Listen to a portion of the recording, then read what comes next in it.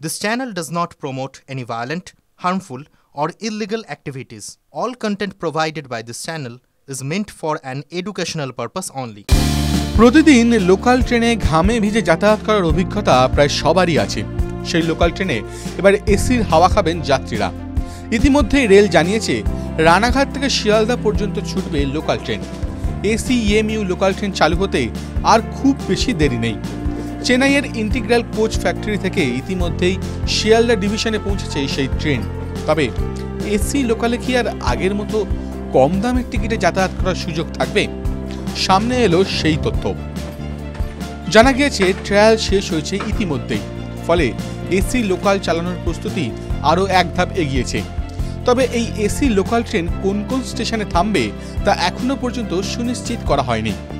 রেলের তরফে জানানো হয়েছে ভাড়া যাতে সাধারণ যাত্রীদের সাধ্যের মধ্যেই থাকে সে কথা মাথায় রেখেই ভাড়া নির্ধারণ করা হয়েছে।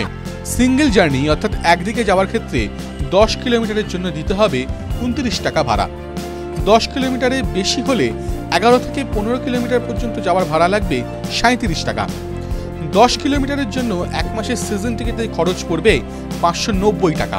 আর 11 থেকে 15 কিলোমিটারের জন্য সিজন টিকিটের দাম পড়বে 780 টাকা। প্রাথমিকভাবে জানা গিয়েছে আপাতত 12 কোচে 2টি রেক দেওয়া হচ্ছে। পরে এসি লোকাল ট্রেন আরও বাড়ানো হবে কিনা তা অবশ্য এখনো জানায়নি রেল। TV9 Bangla digital.